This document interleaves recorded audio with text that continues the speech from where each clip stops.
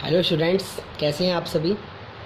I hope आप लोगों की पढ़ाई बहुत अच्छी चल रही होगी। आज की क्लास में हम स्टार्ट करते हैं आपका 10th क्लास का 1.3।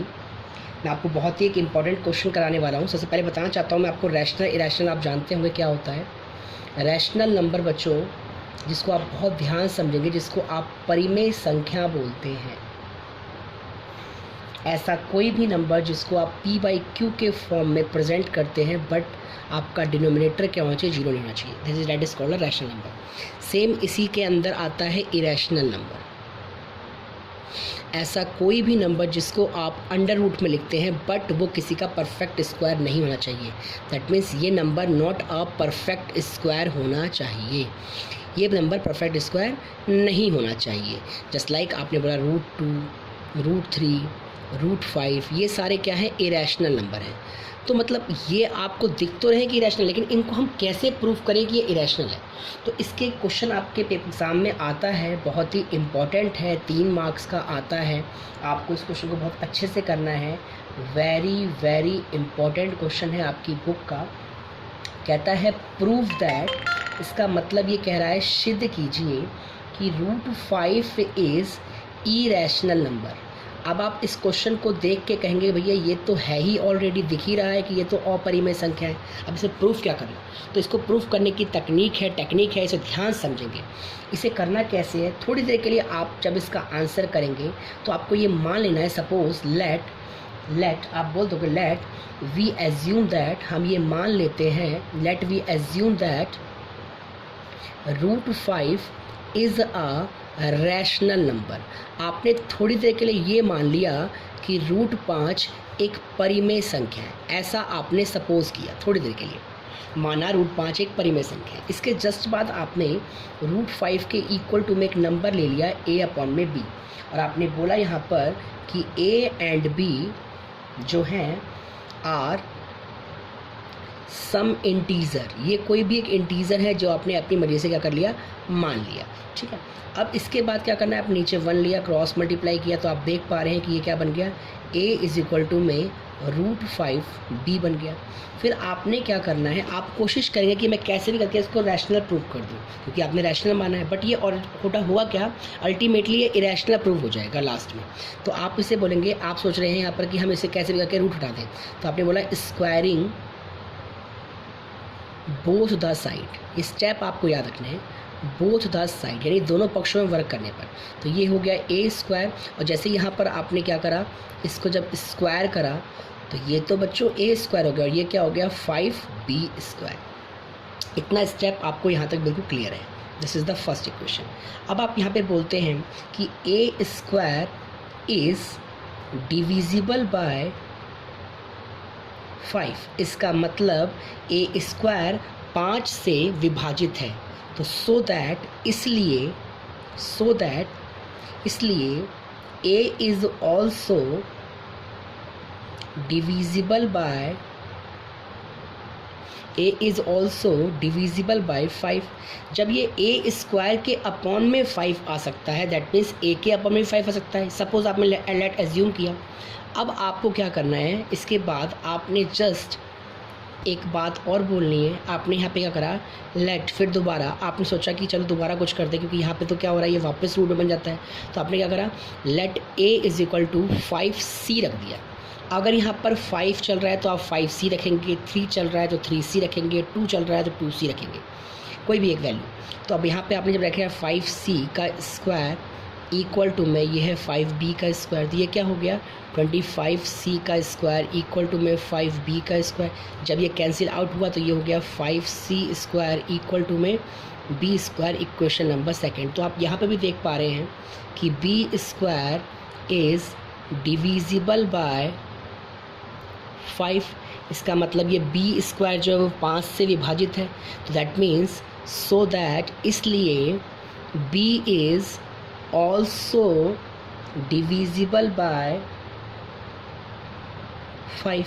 मतलब आप करते करते परेशान हो गए। आप कोशिश कर रहे हैं कि कैसे भी करके मैं इसे ये प्रूफ कर दूं कि ये एक परिमेय संख्या है, बट ये तो हो ही नहीं पा रही। तो आप ये नोटिस कर पा रहे हो कि a और b में कॉमन, यानी कि आपने ये नोटिस किया कि इन दोनों में ये नोटिस किया कि यहाँ देखो इसका भी कॉमन मल्टीपल में आ रहा है, इसके भी कॉमन मल्टीपल में ये आ रहा है, तो आपने बोला यहाँ पर कि नाउ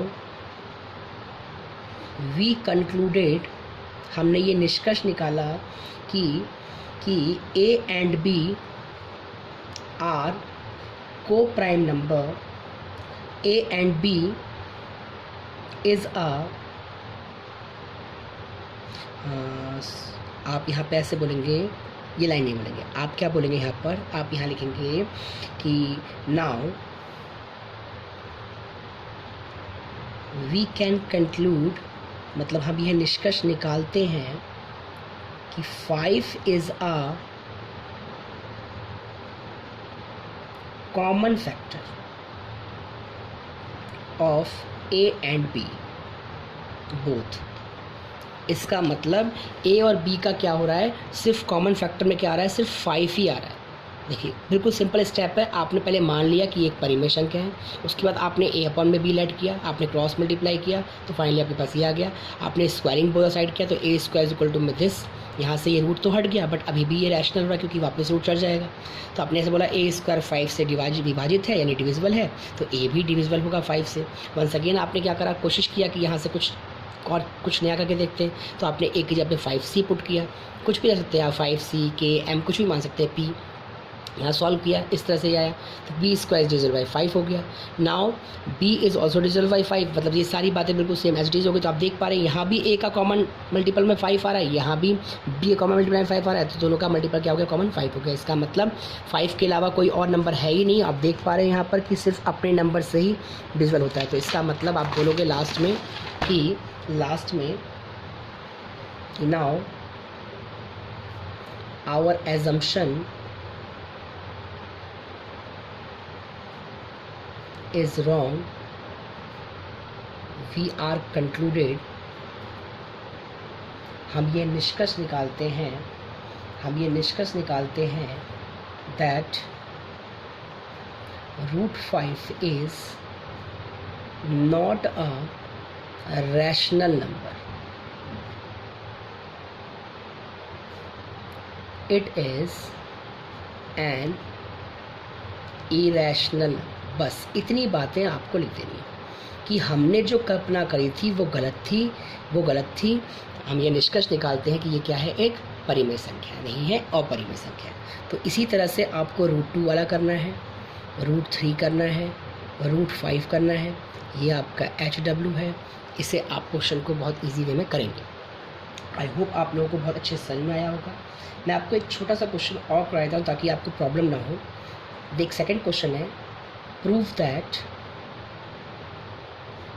3 + 2√5 is irrational, अपरिमेय। अब ये सेकेंड टाइप का क्वेश्चन है, टाइप 2, वो टाइप फर्स्ट था। इसमें भी सेम वही प्रोसेस है। आप लिखोगे यहाँ पर सबसे पहले कि लेट, लेकिन छोटा होगा, लेट वी एज्यूम दैट, हमने ये माना कि 3 + 2√5 इज़ अ रैशनल नंबर। इसका मतलब ये एक परिमेय संख्या है, आपने ऐसा सपोज कर लिया। अब इसके बाद दूसरा स्टेप आपको वही करना है, बिल्कुल सेम टू सेम। आपने इक्वल टू में ए अपॉन में बी ले लेना है और बोलना है a and b are some positive integer. ठीक है, इसके जस्ट बाद आपको इस 3 को इधर शिफ्ट करना है। तो 2√5 इज इक्वल टू में a बाई बी, ये 3 इस तरफ चला गया। ध्यान रखना कि रूट के साथ कोई भी नंबर नहीं रहना चाहिए। तो उस रूट के साथ वाले नंबर को जब आप इधर हटाओगे तो ये हो जाएगा 2 अपॉन में b, दिस इज़ 3/2। तो आप देख पा रहे हो कि ये पूरा फंक्शन अपॉन में है। तो दैट मीन्स आप बोलोगे यहाँ पर कि this number is a rational number, this is a rational number. So that, इसीलिए आपने ये बोल दिया √5 इज़ अ रैशनल नंबर। आपने गलती से ये बात बोल दी और इतना लिखने के जस्ट बाद आपने अपने आप की ज़बान को सुधारा, जो लिखा तुरंत बोल दिया बट। आपने बोला ये रैशनल है, इसीलिए आपने बोला कि ये भी रैशनल है, लेकिन तुरंत आपने बोल दिया कि लेकिन √5 क्या है, √5 तो क्या है, एक इरैशनल नंबर है। मतलब अपरिमेय संख्या है, अभी पीछे प्रूव भी किया था। अब इतना लिखने की, जैसे ही आप इतना लिखोगे तो इतना लिखते ही आपके क्वेश्चन पूरा सॉल्व हो गया। तो आप बोलोगे नाउ वी आर कंक्लूडेड